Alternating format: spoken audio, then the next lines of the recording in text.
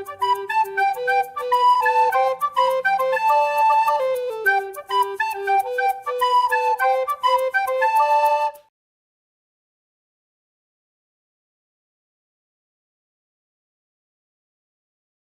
Friends, LBS college के YouTube channel पर आपका फिर से स्वागत है। और programming methodologies and data structure के आज के लेक्चर में हम डिसीजन कंट्रोल स्टेटमेंट्स की चर्चा करेंगे। तो आइए शुरू करते हैं। सबसे पहले हम लोग जानने की कोशिश करेंगे कि कंट्रोल स्टेटमेंट्स क्या होते हैं। तो नॉर्मली किसी भी प्रोग्रामिंग लैंग्वेज में जब प्रोग्राम का एग्जीक्यूशन होता है तो वो टॉप से बॉटम की ओर एक सीक्वेंस में किया जाता है। जैसे मान लीजिए मैंने एक प्रोग्राम लिखा जिसमें 1, 2, 3 और 4 लाइंस के कोड लिखे हैं। तो प्रोग्राम का एग्जीक्यूशन टॉप वाली लाइन से स्टार्ट होते हुए 1 बाय 1 एक लाइन को एक बार एग्जीक्यूट करते हुए चारों लाइन को सीक्वेंस में एग्जीक्यूट किया जाएगा। तो जो एग्जीक्यूशन का सीक्वेंस है वो टॉप से बॉटम की ओर 1 लाइन एट ए टाइम, हम ऐसा कह सकते हैं कि एक बार में एक ही लाइन को एग्जीक्यूट किया जाता है।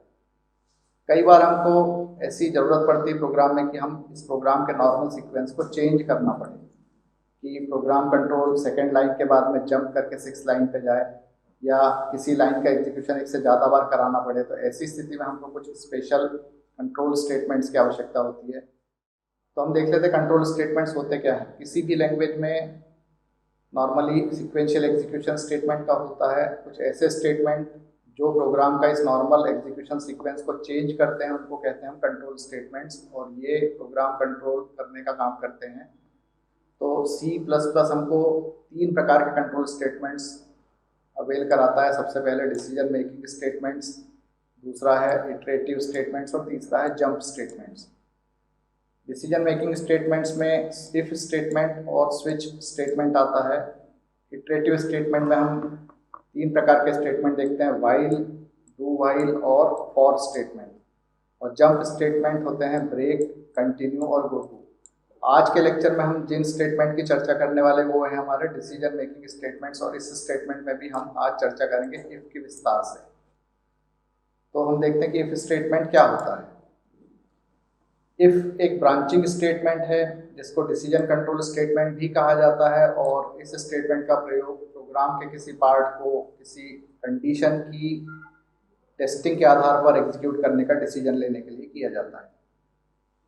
इफ को अगर हम डिवाइड करते हैं तो इफ के जितने टाइप्स हमको C++ अवेल कराता है उसमें मेन है इफ सिंपल इफ स्टेटमेंट, उसके बाद इफ एल्स स्टेटमेंट, नेक्स्ट हमको मिलता है इफ एल्स इफ स्टेटमेंट जिसको एल्स इफ लेटर भी कहा जाता है, फिर नेस्टेड इफ स्टेटमेंट, और एक और ब्रांचिंग स्टेटमेंट जो हमको मिलता है ब्रांचिंग स्टेटमेंट में वो है स्विच स्टेटमेंट। तो आज हम इफ के अलग अलग टाइप्स के बारे में बात करेंगे। तो सबसे पहले हम देखते हैं कि सिंपल इफ स्टेटमेंट क्या होता है।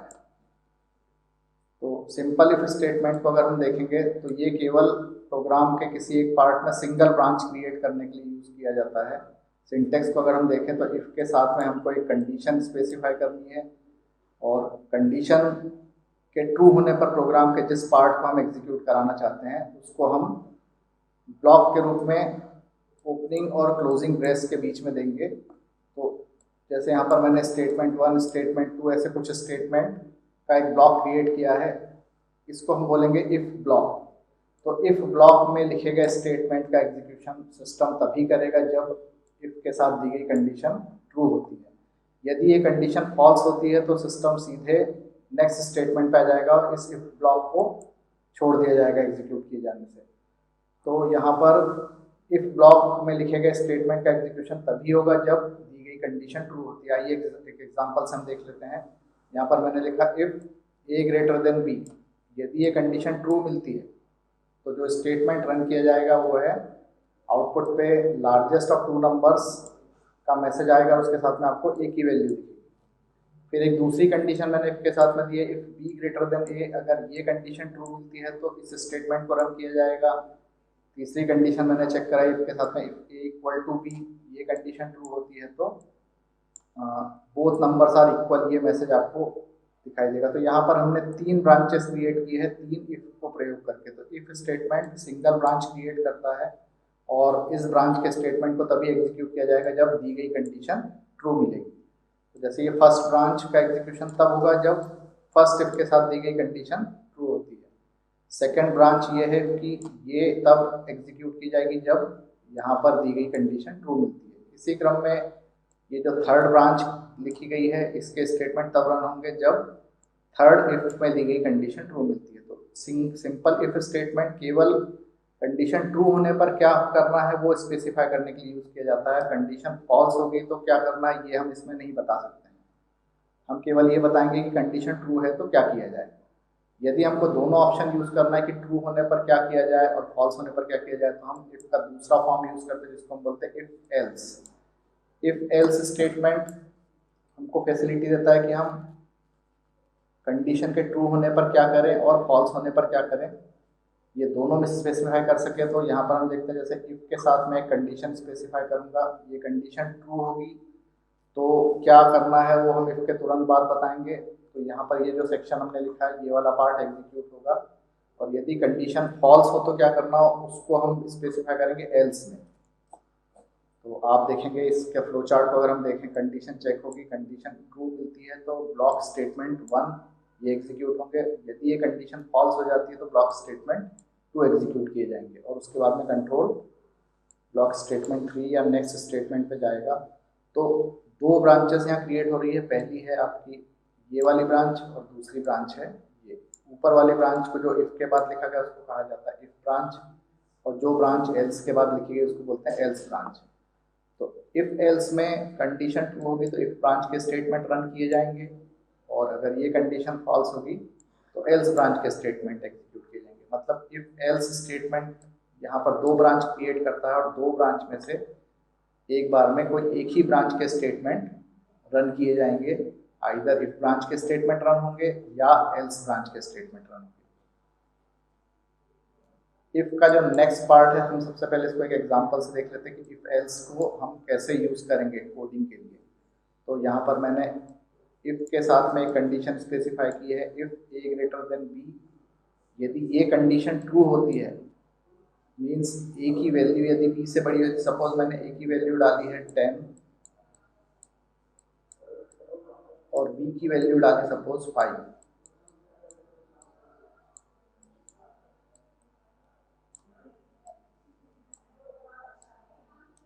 थोड़ी देर के लिए बी की वैल्यू सपोज मैंने डाली 5। अब ये कंडीशन इवेल्युएट होगी, condition A greater than B true है क्योंकि A is equal to 10 and B is equal to 5, तो 10 इज ग्रेटर देन 5 ये ट्रू हो गया। तो जैसे ये कंडीशन ट्रू होगी तो यहाँ पर जो इफ ब्रांच में जो स्टेटमेंट लिखे गए हैं इनको रन करेगा सिस्टम, और आपको मैसेज देगा largest of 2 numbers is A की value that is equal to 10। तो ये 10 और 5 में जो भी नंबर लार्जेस्ट है वो हमको प्रोवाइड कर देगा। यदि ये कंडीशन फॉल्स होती है, suppose a is not equal to a is not greater than b, for example a की वैल्यू मैंने कर दी यहाँ पर 4 और b की वैल्यू कर दी 5, तो इस केस में ये कंडीशन हो जाएगी फॉल्स। और अगर ये कंडीशन फॉल्स हो जाती तो इफ ब्रांच को एग्जीक्यूट किए बिना सिस्टम सीधे ट्रांसफर करेगा एल्स ब्रांच में। अब यहाँ पर एल्स ब्रांच में कंडीशन मैंने चेक करी है, if b greater than a, क्या b a से बड़ा है, तो b a से बड़ा निकल रहा है क्योंकि b की वैल्यू है 5 और a की वैल्यू है 4। तो ये कंडीशन ट्रू हो गई, तो यहाँ पे लिखा गया स्टेटमेंट रन होगा और आपको मैसेज मिलेगा largest of 2 number is b की वैल्यू।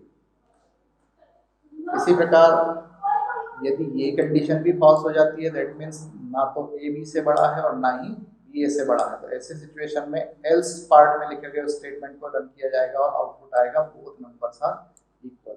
तो हम ये देखते हैं कि इफ एल्स में हम कंडीशन ट्रू होने पर क्या करना है वो भी बता पा रहे हैं और कंडीशन के फॉल्स होने पर क्या करना है वो भी बता पा रहे हैं। तो दोनों सेक्शन हम स्पेसिफाई कर पा रहे हैं। तो जब आपको एक कंडीशन को इवेल्युएट करते हुए कंडीशन के ट्रू होने पर क्या करना है वो भी बताना हो और कंडीशन के फॉल्स होने पर क्या करना है वो भी बताना हो, तो हम यूज करेंगे इफ एल्स का। आइए नेक्स्ट हम देखते हैं एल्स इफ के साथ अगर हम और मल्टीपल कंडीशंस एल्स में देते हैं तो किस तरह से कंट्रोल एग्जीक्यूट करेगा सिस्टम। जैसे यहाँ पर मैंने लिखा इफ के साथ में लिखा कंडीशन 1, तो ये वाली ब्रांच रन की जाए। फिर अगर ये कंडीशन फॉल्स हो तो एल्स में जाए। फिर यहाँ पे मैंने एक और कंडीशन चेक कराने को कहा है, इफ कंडीशन 2। तो कंडीशन 1 अगर ट्रू होती है तो फर्स्ट ब्लॉक के स्टेटमेंट रन होंगे, कंडीशन 1 अगर फॉल्स होती है तो कंडीशन 2 चेक की जाएगी, यदि कंडीशन 2 ट्रू मिलती है तो ये स्टेटमेंट रन होंगे। इफ कंडीशन 2 इज फॉल्स तो एल्स में आके फिर एक और कंडीशन चेक करने को कहा, कंडीशन 3, ये अगर ट्रू होती तो इस पार्ट के स्टेटमेंट रन किए जाएंगे, और अगर कंडीशन 3 फॉल्स हो जाती तो यहाँ पर एल्स में लिखे गए स्टेटमेंट को रन किया जाएगा। तो यहाँ पर हम देख रहे हैं कि मल्टीपल कंडीशंस हम चेक करा रहे हैं इसको यूज करके, तो इसको कहा जाता है एल्स इफ लेटर।